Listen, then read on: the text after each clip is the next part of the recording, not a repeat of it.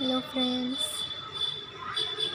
क्या आपने कभी सोचा है कि भगवान ने जीवन बनाया सभी के लिए और प्रकृति में कुछ ऐसी चीज़ें दे दी जो इंसान के लिए या हर जीव के लिए बहुत बहुत बहुत कारगर और लाभदायी है। जैसे कि हमारे वृक्ष जब होते हैं तो वो हमें ऑक्सीजन देते हैं, ये बात सबको पता है। फल फूल सब उन्हीं से हैं। पर आधुनिक दुनिया में इंसान इतना ज़्यादा बढ़ गया है कि उन्हीं वृक्षों को काट कर वृक्षारोपण रोका जा रहा है। और जहाँ वृक्ष की कमी आएगी वहाँ प्रकृति माता को इस पृथ्वी का लालन पोषण करने में भी समस्या आएगी। भगवान स्वयं इस धरती पर कण-कण में है, पर अपनी ही प्रकृति और अपनी ही धरती माता पे लालन पोषण के लिए जब हम जीवों को उसने दिमाग दिया है, बुद्धि दी है, पर हम जीव क्या कर रहे हैं कि हम अपने भले के लिए प्रकृति को नुकसान पहुंचाएं, पेड़ काटें और बड़े बड़े मॉल बिल्डिंग्स ये आदि बनाएं। तो मुझे लगता है कि हमारे लिए कहीं ना कहीं ये एक खतरे की निशानी है। जैसे कि कोरोना में देखा कि ऑक्सीजन की कमी आई, ऑक्सीजन लेने के लिए सिलेंडर लेने भाग रहे हैं लोग, ब्लैक में सिलेंडर रख रहे हैं। कितने लोगों की जान गई इसी भागा दौड़ी में कि ऑक्सीजन कम हो रही है, ऑक्सीजन कम हो रही है। ये सब कुछ नहीं, ये सब सिर्फ भगवान हमें सिखाना चाहता है कि हम प्रकृति की रक्षा करें। प्रकृति हमें बहुत कुछ जीवन में सेव कर देना चाहती है, सुरक्षा करके। पर उसी प्रकृति से जब हम उसका कहते हैं ना कि भगवान ने उसे जो उपहार दिए हैं वो उपहार हम छीन लेंगे, काट देंगे, तो प्रकृति माता हमसे नहीं कहेगी, वो भगवान से ही कहेगी। तो भगवान उसकी सज़ा हमें ऐसे नहीं देते। भगवान चाहे तो 1 सेकंड में पूरी दुनिया ख़त्म कर दे। आप देखते हैं कि कहीं कहीं बाढ़ आ रही है, कहीं तूफ़ान आ रहे हैं।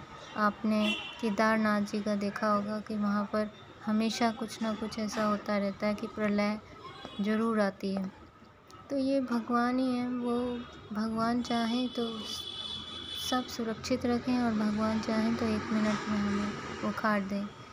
उसके मर्ज़ी के आगे कुछ नहीं हो सकता।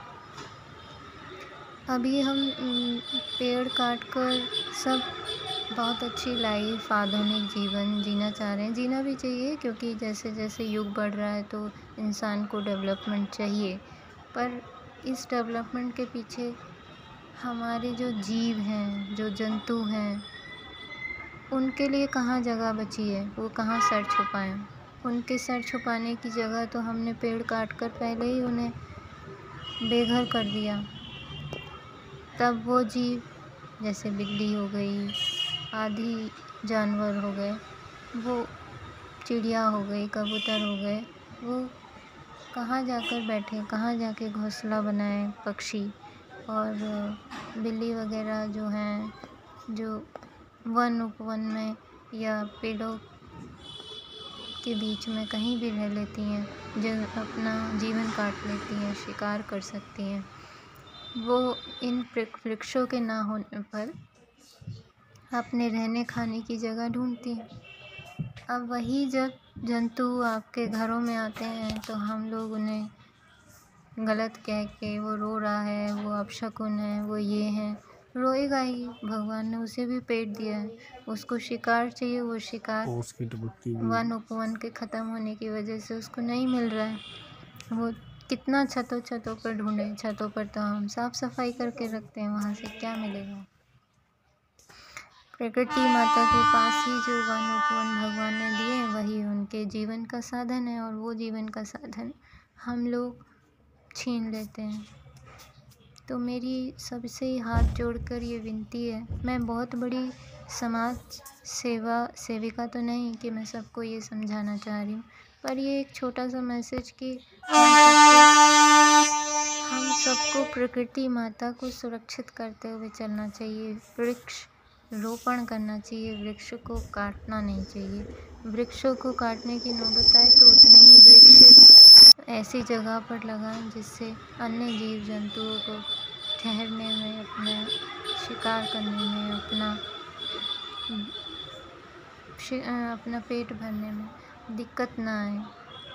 और उनका भी जीवन वैसे ही भगवान ने दिया है जैसे हमें सर छुपाने के लिए घर दिया है, उनको प्रकृति दी है सर छुपाने के लिए। तो मुझे लगता है कि हम सबको इस सब चीज़ पर विचार कर